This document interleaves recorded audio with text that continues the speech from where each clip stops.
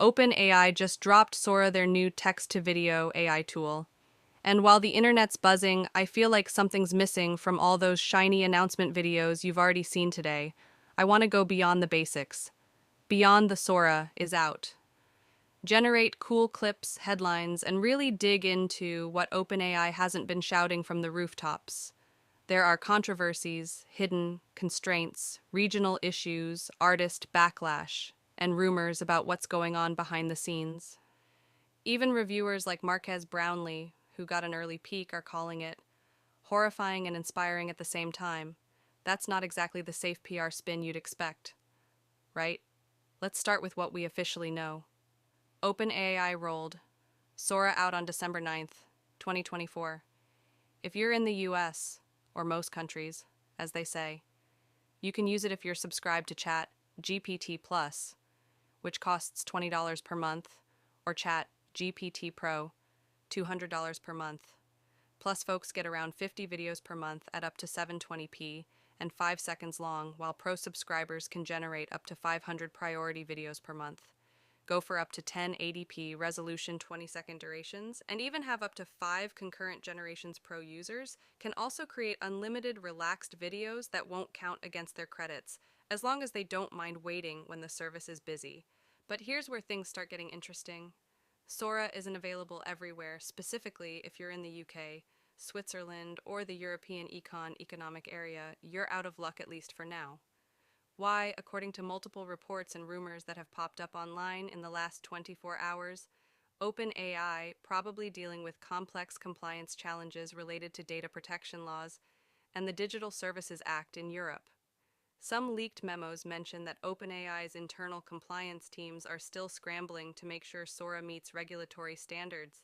It's not just a matter of flipping a switch, there's a whole legal and ethical minefield here, especially with the potential for deep fakes and disinformation. OpenAI says they're blocking particularly damaging forms of abuse, including sexual deep fakes and child sexual abuse materials. They're also inserting C2P metadata and visible watermarks to ensure people know a video is AI generated. That's a step in the right direction. But critics argue it might not be enough. Some digital forensics worry that as soon as these protections are out, people will find ways around them. And if you've been following AI, you know. That's not exact, ly far-fetched. Now let's talk quality and limitations. Marquez Brownlee, or MKBHD, tested Sora and described the outputs as horrifying and inspiring.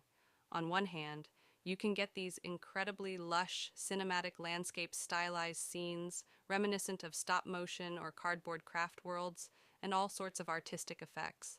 On the other hand, the physics can be bizarre and inconsistent.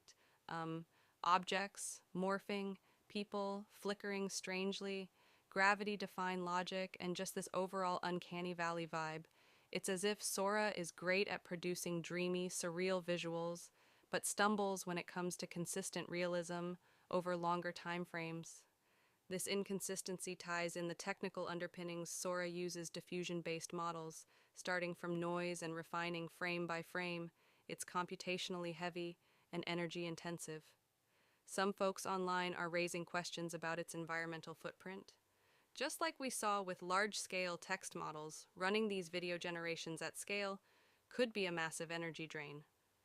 But maybe the biggest controversy isn't about resolution or physics. It's about the artists. Remember, Sora wasn't always public before today's big release.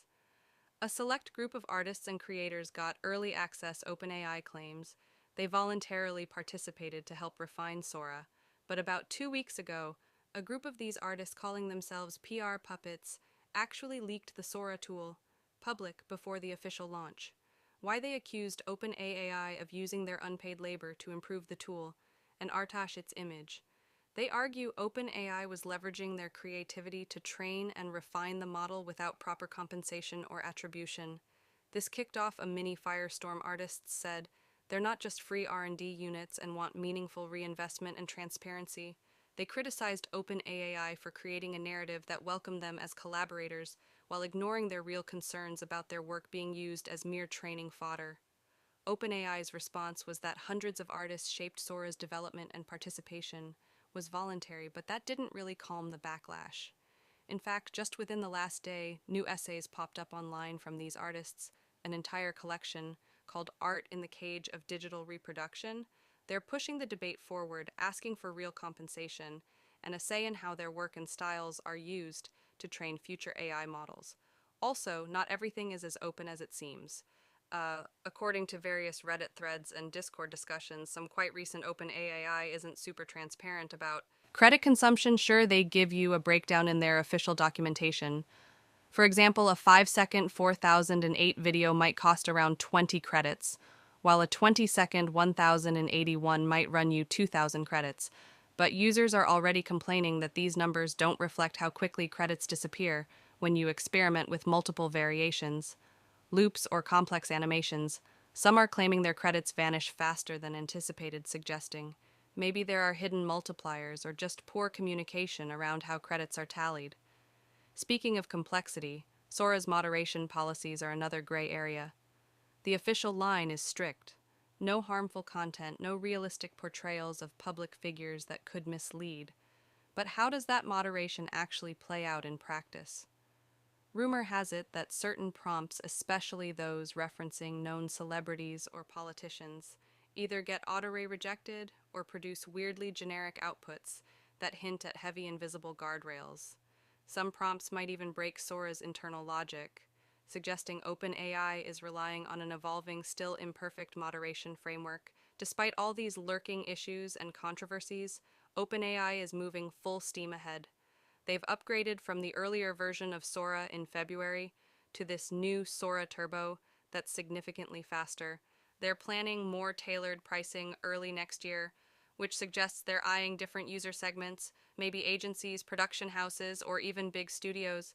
Some insiders speculate we'll see advanced features like SORA Ultra or SORA Studio with multi-scene editing timelines, better training filters, or dedicated theme presets that go beyond cardboard and papercraft. Aesthetics about the presets. SORA isn't just about realism. Obviously, it lets you choose between all sorts of styles. Moody film noir, earthy archival looks, or even cardboard and papercraft textures. The community feed, which shows off featured and recent creations, is already filling up with surreal experiments. But here's a thought: as these community examples flood in, SORA's training data will likely expand with every public generation. The model might be learning, refining. Some worry that even your personal creations could feed back into the model's pipeline, improving it for everyone else, without giving you a say. Now about that horrifying aspect Marques Brownlee mentioned. SORA sometimes melds dreamlike scenes with improbable movements, and it can deliver results no human camera could ever capture. That's both the beauty and the beastliness of AI video. It can transport you to worlds that don't exist, but also remind you how alien an AI's understanding of reality still is. So maybe SORA's flaws are actually part of what makes it fascinating, an artifact of this transitional moment in AI history, where we're seeing the first baby steps of a technology that might one day craft entire feature-length films on the fly. To close it out, let's ask, what is OpenAI not telling us about SORA? They're not exactly trumpeting the fact that Europe is off limits right now, because compliance hurdles are massive. They're not leaning into discussions about how expensive and energy intensive these processes are. They're not proactively addressing credit confusion or how their moderation filters might limit certain forms of expression. And while they mention some safety measures, it feels like a race against time between the model's rapidly improving capabilities and the policies and protections that try and often fail to keep up. In other words, SORA is here, but the full story is still being written.